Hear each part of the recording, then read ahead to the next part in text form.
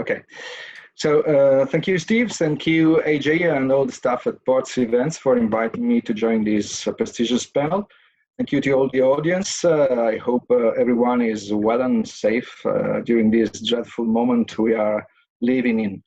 Okay, I represent Ports of Genoa. So we are the leading port in Italy. We are located in the northernmost point of the Mediterranean Sea, in a great position with respect to routes coming from the Far East to Europe across the Suez Channel, and close to the most European markets like northern Italy, southern Germany, Switzerland, Austria. We are a quite comprehensive port. Our operators include include terminals able to cater for any kind of cargo, passenger terminals, and also we have an important shipbuilding and ship repair cluster. We have logistics centers and also an international airport, all managed by our port authority. In figures, we are the gateway, the maritime gateway for 80% of Italian manufacturing companies, and we are the sixth container gateway port in Europe and the fourth in the cruise business. So, but this was before COVID. So, as you know, Italy has been the first among Western countries to be attacked by COVID, and this had a great impact both on the humanitarian point of view and the economic point of view. The first lockdown measures were introduced by our government at the beginning of February. Now we have reached a huge amount of registered cases, over 230,000 in Italy, and over 30,000 victims. Luckily, the trend now seems to be downward, and we are easing the lockdown measures, and we expect complete reopening of all economic activities in the next weeks. But what's peculiar about the COVID epidemic in Italy is that it hit particularly hard the northern Italy. So northern Italy is where most of the Italian industries are located. It's the core of Italian economy. And it's also the major hinterland for our port. So if we look at what happened in our ports since the beginning of the year, we were performing quite well. We had a 10% increase as far as container traffic is concerned at the beginning of the year. But in February, we began to experience the first decrease from traffic from China. Then the overall traffic went down 10% in March and 25% in April. On the maritime side, we began to experience the first blank sailings from Far East in February, peaking in March with 15 blank sailings. Then in April, things changed slightly. Shipping companies began to try to avoid blank sailings and reshaping the service network. And we observed some shifts of services between terminals within our port and between neighboring ports. For May, the expectation is of improvement of connections with Far East and a deterioration of connections with India due to the diffusion of COVID in that area. If we look at passenger sector, well, things were even worse, because since March, all the activity has been shut down. So cruises were overperforming in the first 2 months of the year with a 25% increase with respect to 2019. But since March, all the activity has been stopped.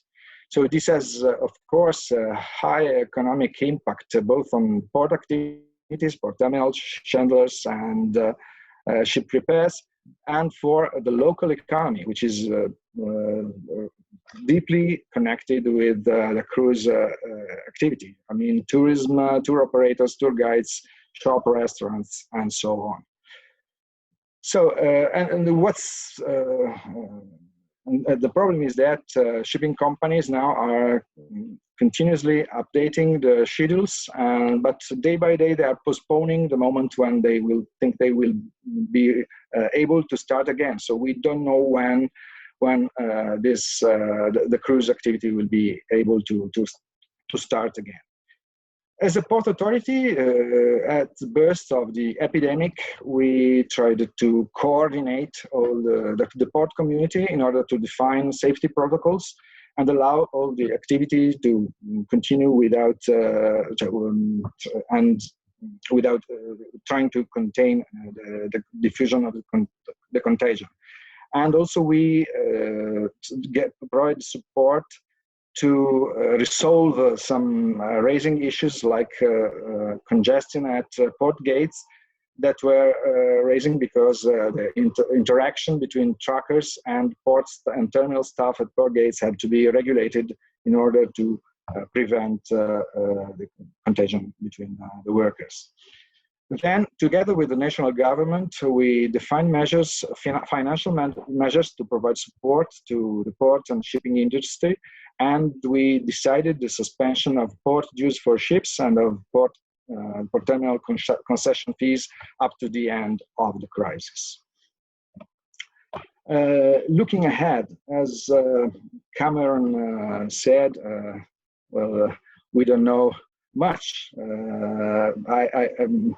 I would say that we are, as most analysts say, we are in time of deep uncertainty, meaning that the experience of the past doesn't provide us enough tools, enough elements to understand what will happen in the future. And as ports, we have to monitor and to observe what happens on the economic side and the market to be prepared to react properly when things will start again. So I tried to resume some of the raising issues and these bullet points. As I told, traffic concentrations is going on. Most shipping lines are reshuffling the service networks, concentrating oceanic, reducing the number of regional calls and concentrating most oceanic services in the biggest ports and preferring to use feeders for regional service. This, of course, increases the bargaining powers of carriers versus terminals. And someone already said, some of the colleagues already told about the questionable role of megaships in times of fluctuating demand, because the big size doesn't provide the flexibility needed to adapt rapidly to the demand fluctuations. Then another issue is low fuel price, which allows companies to find different alternative routes to the usual ones. We experience already some services that from Far East to Europe that prefer to take the longer route, circumnavigating Africa to reach Northern Europe in order to avoid the Suez Canal fees. And that's a problem, especially for Mediterranean ports, because the Mediterranean Sea might lose its central role on trade between Asia and Europe.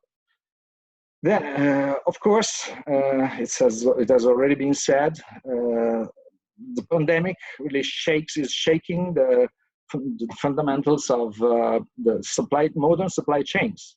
The undisputed principles of supply chains, which were close concentration, economies of scale, and just-in-time production, now from points of strength now in an unstable environment tend to be weak points. So it's clear that we will have to reshape our supply chains in a more resilient way.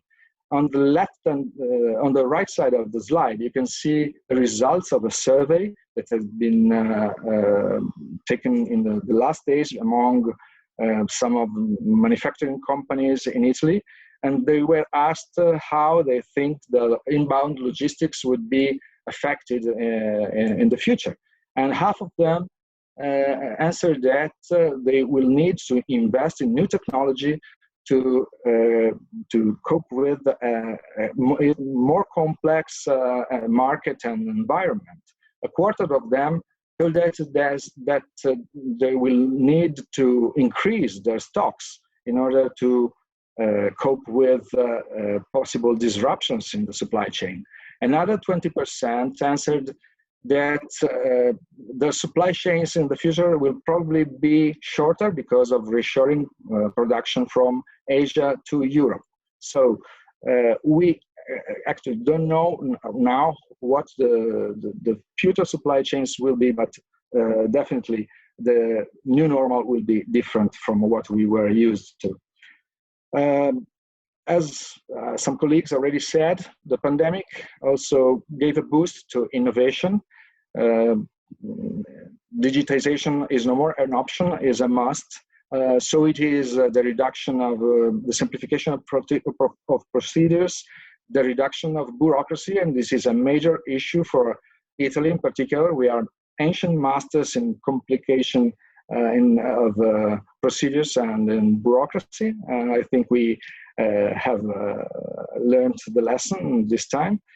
And but innovation doesn't mean only IT or automation. It also means process reengineering. I talked with the manager of one of our main container terminals, and he told me that due to the emergency measures, they had to work with a fewer number of cranes per shift, and they had to rethink their way to operate. And unexpectedly, they obtained a significant increase in productivity, and they are confident they will be able to be more competitive when the crisis will be over. And as Cameron experienced in Gdansk, also in Genoa, we observed an increase in the railway traffic share, probably because in times of the pandemic, because the pandemic highlighted the reliability of railway traffic versus road traffic. So these items do not, of course, cover all the scenario, but it's something we all have to think if we want to build the future ports and the future supply chains. As a conclusion, I would like to give a positive message. Maybe many of you may remember that in August 2018, in Genoa was hit by a tragic catastrophe, the collapse of the Morandi motorway bridge, which caused 43 victims and deeply affected the connectivity of ports, town, and region with our hinterland. Well, I'm proud to say that a new bridge is almost ready to open soon. And I think that in the same way, if we stay together, we share experience, we will be able to build a solid bridge to the new normal, whatever it will be. Thank you.